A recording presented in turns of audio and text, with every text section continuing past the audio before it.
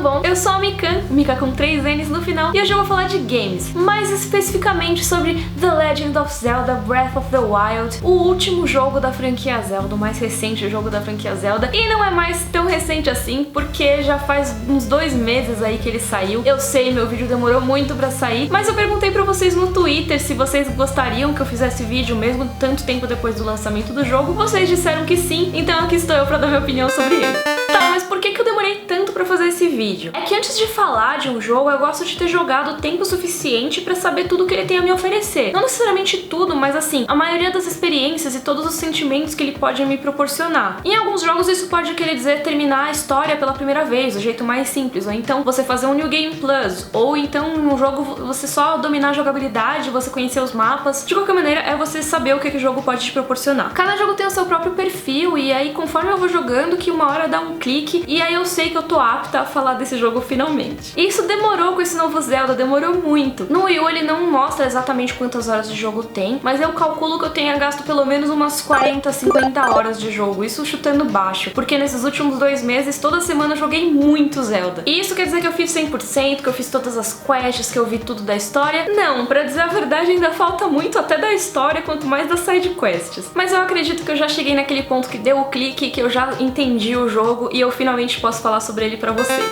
Tem alguns jogos que de vez em quando fazem a gente se sentir de um jeito diferente. Pode ser por causa da história, que é muito boa, pode ser por causa dos personagens, pode ser por causa da jogabilidade, por causa dos mapas. Tem algum aspecto que te fisga de um jeito que você fica de queixo caído. E eu não tô falando isso de todos os jogos. É óbvio que tem jogos que têm determinadas vantagens e que tem alguma característica que torna eles um pouco melhores do que os outros. Mas eu tô falando do tipo de jogo que muda sua vida, muda seu jeito de pensar e que você, quando olha pra aquele jogo depois, anos depois, você pensa, putz, isso foi muito importante pra mim. Isso é uma coisa que não acontece o tempo todo, não acontece com todo jogo. Não é só porque o jogo é bom e é divertido, não quer dizer que você não possa se divertir com jogos, entendeu? Mas eu tô falando de casos muito especiais. São esses jogos que enquanto eu tô jogando eu não consigo conter esse maravilhamento, sabe? 4 anos depois eu tô no banho e aí eu do nada paro pra pensar, mas aquele final de Last of Us, hein? Caramba! Esse tipo de jogo que te fisga de um jeito é uma coisa muito pessoal. Então eu não acho que o que me afetou pode afetar você necessariamente. Pode ter sido o momento em que você jogou, então como que esse jogo interagia com as suas experiências anteriores. Tem vários jogos que têm esse poder sobre mim, que me marcaram desse jeito. Um dos exemplos, sei lá, Shadow of the Colossus. E eu só vou saber certinho daqui a alguns anos se eu ainda lembrar dele com esse mesmo carinho, mas eu acho que esse Zelda novo fez isso por mim.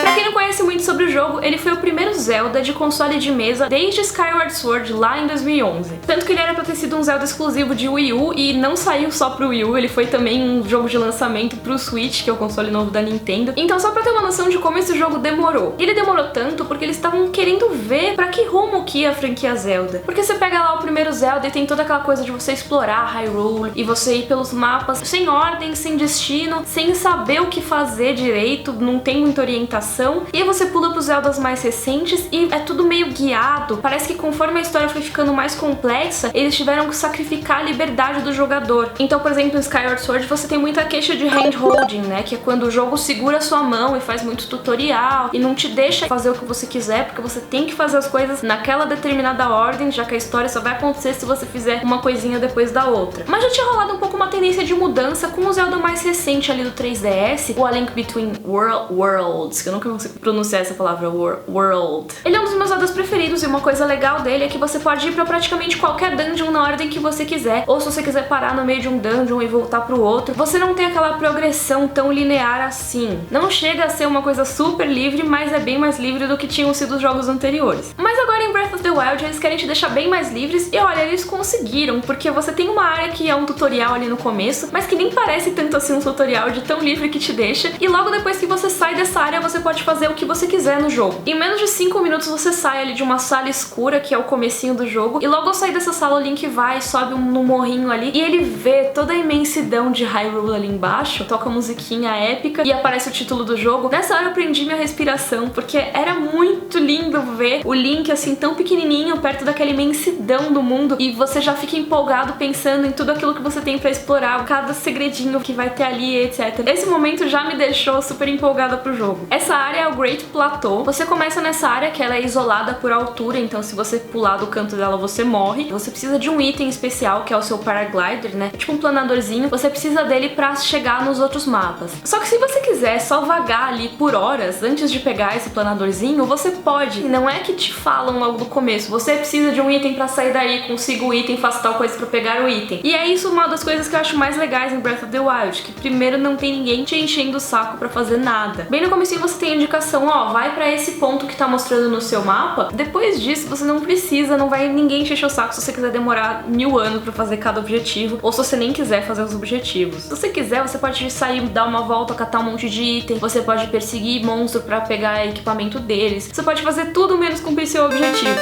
No Santuário da Ressurreição, que é quando você começa o jogo, eles te dizem, tipo, como você se mexe, e quando você se aproxima ou você pega algum item que é uma coisa nova, então eles te ensinam como que usa. Por exemplo, você pega um galho seco no chão. Aí dizem que com esse galho seco você pode atacar. Mas assim, é dessa vez, e aí se você quiser consultar de novo, você vai no menu e procura o botão, entendeu? Não vão ficar te fazendo um baita tutorial de como você pode atacar e como você pode defender e etc. E muitas das mecânicas do jogo também não são explicadas assim logo de cara, então com muitas horas adiante você pode descobrir uma coisa que alguém descobriu com tipo 2 horas de jogo. Por exemplo, sei lá, você pode surfar no seu escudo. Isso é uma coisa que sim, explicam no jogo, mas assim, é um NPC que vai te explicar no meio de um mapa gigante que talvez você nem encontre se você não for explorar exatamente ali. Talvez tenha gente que ache isso uma coisa ruim, mas eu acho muito legal, porque isso mantém o jogo fresco, sabe, enquanto você vai explorando. Mas eu tô me adiantando aqui, porque eu tava falando do Great Plateau. Ele se diferencia ali do resto de Hyrule exatamente por ele ser isolado, mas depois que você consegue sair dele, você já tem acesso a todo o mapa de Hyrule. Sério. Pode ser que algum lugar seja mais difícil de acessar, seja porque os monstros são muito fortes, mas você vai conseguir acessar. Se você vai sobreviver ou não é problema seu, mas o jogo te dá acesso total a todas as coisas praticamente. Mas o legal é que quando você tem acesso ao resto do mapa de Hyrule, você já tá bem preparado. Não quer dizer que você não vai ter surpresas, vai ter muitas surpresas legais. Mas o Great Plateau, ele já te prepara pra muita coisa. Ele te prepara pra situações climáticas, você vai ter que sobreviver em climas adversos ali. Te prepara pra inimigos mais difíceis, tem alguns inimigos difíceis, tem um pouquinho de cada perigo que pode aparecer no mundo. Então ele te prepara muito. Se vocês quiserem, um dia eu posso fazer um vídeo só sobre o Great Plateau, porque é uma área muito interessante. Mas enfim, saindo do Great Plateau, você tem acesso a uma imensidão. Com umas 40, 50 horas de jogo que eu não terminei ainda de catalogar o mapa, né, de completar o meu mapa ali. E nem é de visitar todas as áreas, porque isso eu tô bem longe de fazer. Mas assim, só de você ir nas torrinhas pra liberar os pedaços do seu mapa, ainda faltam 2 pedaços do meu mapa pra eu completar. Quando você pisa ali no mapa de Hyrule fora do Great Plateau, você já tem tudo o que você precisa pra terminar o jogo. Você tem o seu planador, você tem 3 coraçõezinhos, tem uma rodinha de estamina, que é a sua energia pra escalar coisas, que é uma coisa muito importante nesse jogo, que você pode usar pra correr, você pode usar pra nadar. E você tem 4 poderes do seu Sheikah Slate, que é tipo um tablet que o Link carrega, que dá acesso aos mapas, né? Por isso que ele pode se orientar por mapas. E também tem os poderzinhos, que sempre tem no Zelda, né? Sempre tem aquele item que faz uma coisa diferente nos puzzles. E aí o Link nesse jogo tem, por exemplo, uma arma magnética, então você pode carregar objetos metálicos por aí, você pode congelar algum objeto no tempo rapidinho, você pode soltar bombas. Uma das coisas mais legais que eu achei nesse jogo é que você não precisa comprar bombas, você já tem bombas infinitas. Então eu só uso bomba no combate praticamente. Mas enfim, o que importa é que você já tem todas as ferramentas pra você ir pro castelo de Hyrule pra derrotar o chefe final. Sério, se você quiser, dá pra terminar o jogo em menos de 1 hora. Quando eu gravei esse vídeo, o recorde de speedrun era de 54 minutos, sendo que 23 deles eram lá no Great Plateau. Então a pessoa saiu rapidão do Great Plateau e já foi correndo pro castelo de Hyrule pra enfrentar os últimos chefes ali. E isso não é abusando de falha pra pular partes da história nem nada. O jogo realmente te permite ir direto pro final se você quiser. Mas eu realmente não recomendo que você faça isso, porque a história também é legal. E nesse momento que eu tô gravando o vídeo, eu ainda não terminei a história, porque ela tá pincelada ao redor do mapa, né? Então você tem que recuperar memórias. Eu achei muito interessante esse recurso que eles usaram.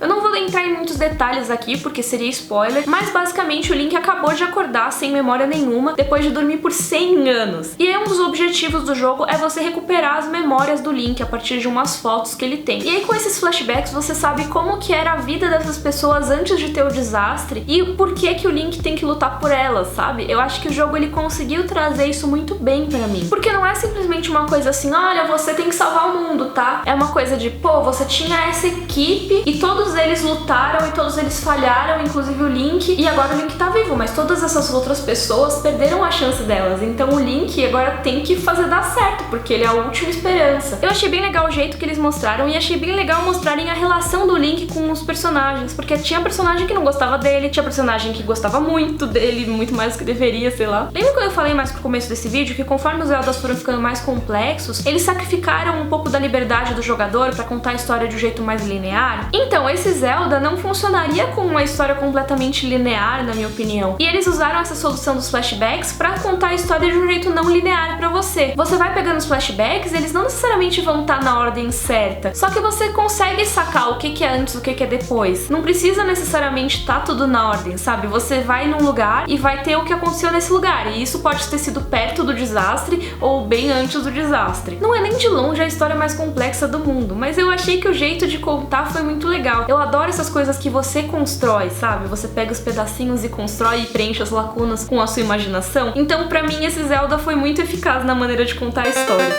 Uma das coisas que eu acho legais desse sistema de flashback é que você vai conhecer os povos ali dos campeões de Hyrule, da galera que tá nos seus flashbacks. Então, por exemplo, você vai lá no domínio do Zora e eles te odeiam, porque você foi o responsável, na cabeça deles, pela morte da campeã Zora, que era a Lady Mipha. Mas aí você vai, por exemplo, em outro povo, sei lá, por exemplo, os Goron, e você vê que, beleza, eles não te reconhecem e tudo, mas você vê como eles lembram desses campeões, como eles têm essa honra de ter tido um campeão ali do povo deles e tem estátuas. Todos os povos têm um pouco isso, sabe? Eles homenageiam esses campeões. Então você vê que tem uma esperança de todos os povos de Hyrule concentrada em você. Isso é a coisa mais clichê possível, mas eu achei muito legal, sabe? Você tá lá, você tá realmente numa história épica, porque você tá unindo todas essas forças. Agora, por mais que eu esteja falando da história, que eu tenha gostado da história, ela não é nem de longe o ponto forte do jogo. O ponto forte do jogo é a exploração, e vocês já devem ter visto muita gente falar sobre isso, mas é porque realmente é o ponto alto, é a coisa mais legal de Breath of the Wild. O mapa de Hyrule é grande, isso vocês devem ter visto todo mundo falar, mas eu acho que não importa o tamanho dele, o que importa é que ele é vivo. Todo cantinho tem amor ali. Eu sinto que botaram, sabe, na hora de programar, eles pensaram como que a gente pode fazer isso aqui ser especial? Essa árvore aqui no meio do nada, como que a gente pode fazer isso ser legal? E eles inventaram muita coisa, e pra mim a parte mais legal do jogo, por isso que eu demorei tanto e ainda nem terminei a história, e ainda tem muito mais coisa pra fazer, porque o mais legal é você descobrir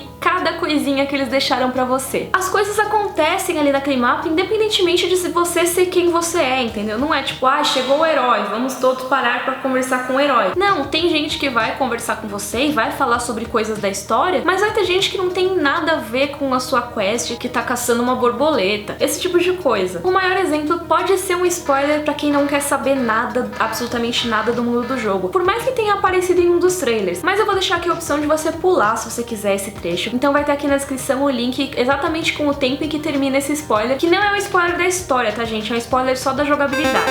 Um exemplo de como você é insignificante nesse mundo aí de Hyrule, e é o que me deixou mais boquiaberta, eu acho que foi nesse momento que me marcou o jogo, como eu falei lá no começo do vídeo, que é a existência dos dragões em Hyrule. Eles não são parte da história, tem uma quest ou outra sobre eles ali, mas nada importante. Só que, meu, tem dragões voando pelo mundo. Eu achei muito corajoso isso, porque você coloca uma coisa tão grandiosa, tão imponente no seu jogo, muita gente pensaria, meu, eles botaram uns dragões gigantes ali vagando pelo mapa, isso tem que ser uma parte da história, você tem que tirar o máximo que você puder desses dragões, tem que fazer tipo Skyrim, entendeu? Mas não, cara, não tem nada dos dragões. Isso que eu acho mais mágico, porque eles são seres que simplesmente estão ali, eles estão existindo ali. Você interagir com eles não importa, na verdade eles nem ligam pra sua existência. Quando você, sendo o protagonista, você é o herói, você que vai unir todos os povos, que nem eu falei antes, o dragão não liga, cara, ele só tá lá passando.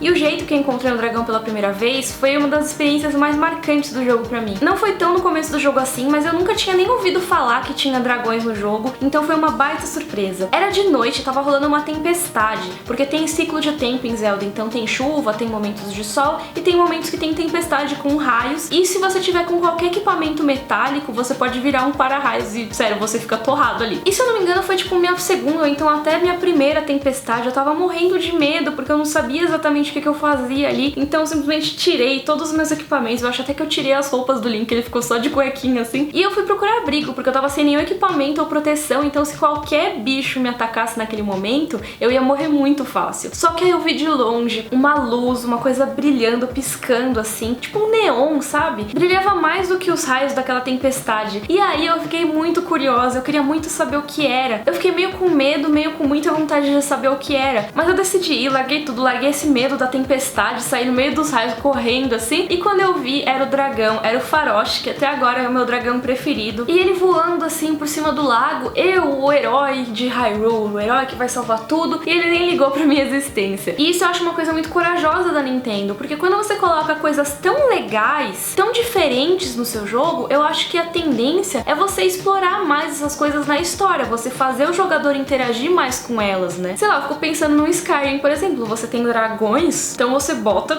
o jogador pra interagir com esses dragões, você transforma isso num ponto de venda do seu jogo. Mas não, esses dragões que estão vagando por Hyrule tem uma quest ou outra, mas em geral eles estão lá simplesmente, eles só fazem parte desse mundo e eles não precisam ser a coisa mais importante desse mundo porque tem muita coisa legal. Foi nesse momento aí do meu medo e da minha curiosidade de procurar o dragão em que eu me convenci que esse Zelda tem muita coisa pra oferecer, esse mundo de Hyrule tem muita coisa legal pra explorar, tem amorzinho em cada canto.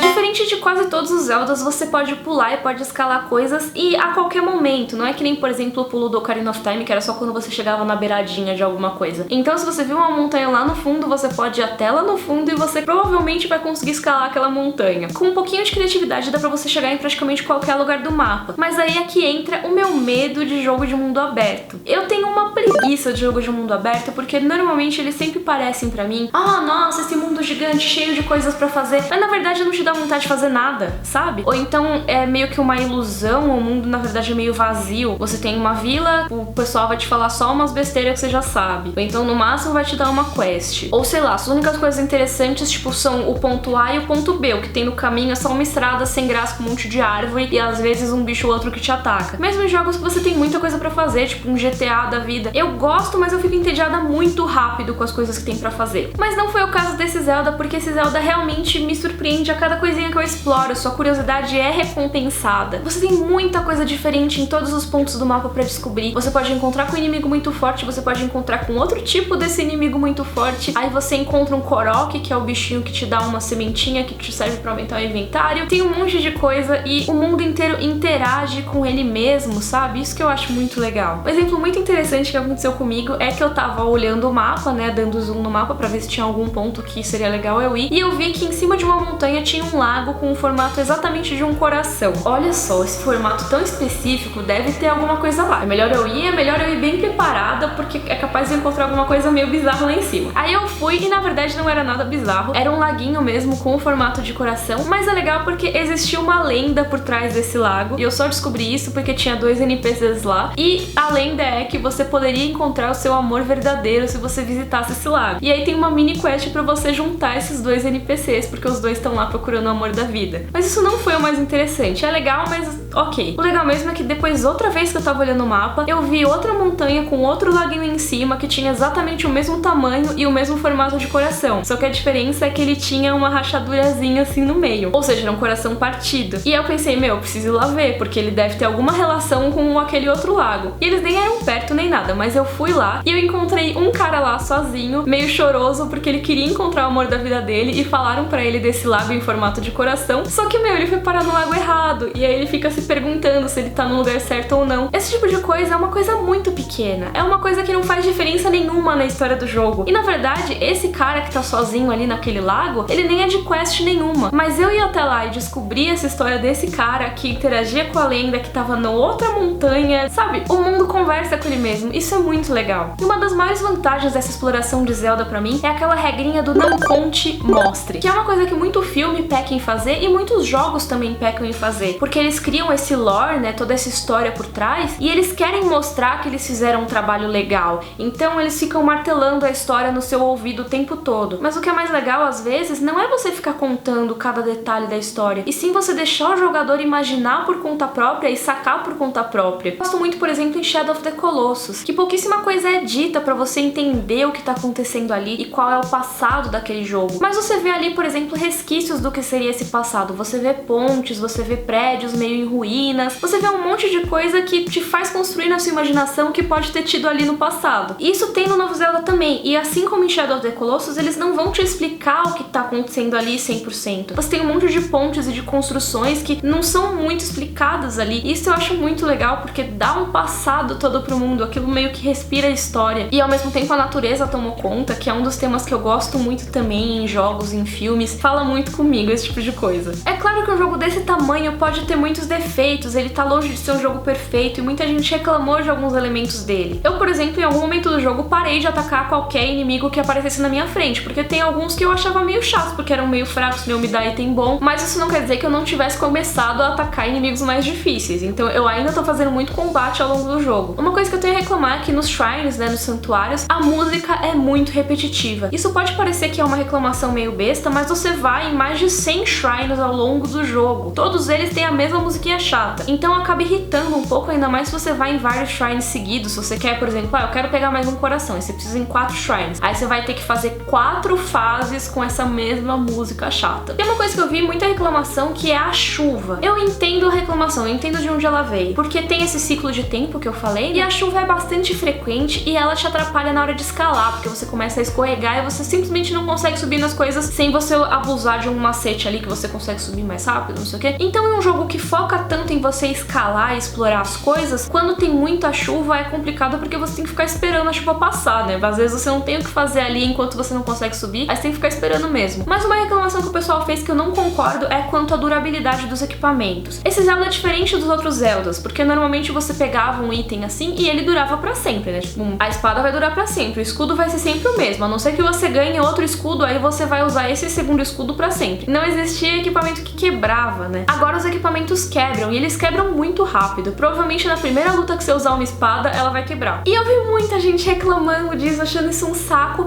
mas ao mesmo tempo trouxe uma vantagem pro jogo pra mim, porque trouxe uma variedade de equipamentos muito grande. Então você não vai sempre usar a sua espada, que você já sabe como funciona, você vai se forçar a usar vários equipamentos diferentes, e você vai se forçar a enfrentar mais monstros pra pegar mais equipamentos, porque uma hora os seus vão quebrar. Além disso, isso reforça uma coisa que eu acho que é indispensável nesse Zelda, que é ser desafiador. Esse Zelda precisa ser desafiador, precisa ser perigoso. Você precisa ter receio do que você vai encontrar, senão a exploração não vale a pena. Que graça tem você explorar um lugar que você já sabe que você vai usar a sua espada, que você sabe que é forte, não sei o que, e que você vai conseguir matar qualquer monstro que aparecer pela sua frente. Não, você tem que ter o medo de, e se aparecer algum monstro forte? Eu só tenho 2 espadas aqui. Se a primeira quebrar, talvez a outra não seja tão forte. Então você tem que sempre fazer esse malabarismo, você tem que pesar as suas opções, você tem que ver se vale a pena ir pra uma batalha ou não, se vale a pena continuar explorando, ou se vale a pena parar um pouquinho, voltar pra algum lugar, cozinhar alguns itens pra ficar mais preparado, conseguir mais equipamentos. Se o jogo te desse equipamentos que durassem pra sempre, assim que você conseguisse um equipamento bom, você já tava resolvido e não precisava mais ficar explorando e não teria mais medo de explorar nada. Eu acho que se não tivesse essa possibilidade de ter uma ameaça a cada canto, a exploração não seria tão recompensadora quanto é nesse Zelda, e pra mim ela é muito recompensadora.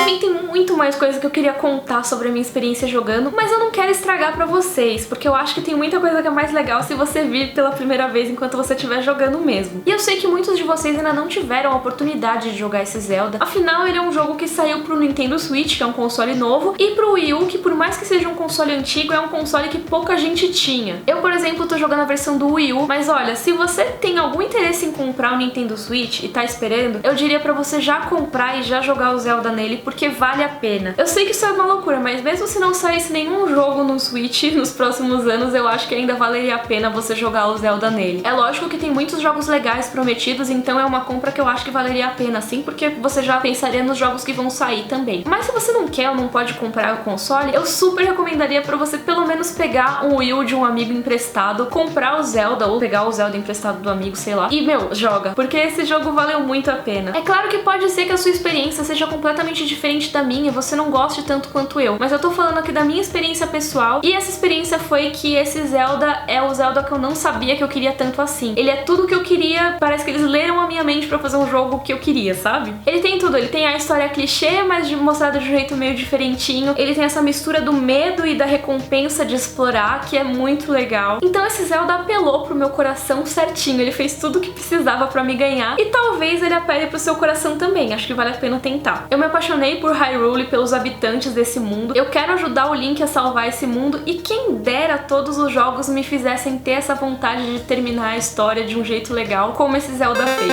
Diz aí nos comentários se você já jogou o Zelda novo, o que você achou, ou se você ainda não jogou, o que você tá mais ansioso pra ver nele. E deixem aí também sugestões pros meus próximos vídeos de games. E se você gostou, por favor, curte o vídeo, assina o canal. Um beijo, até a próxima!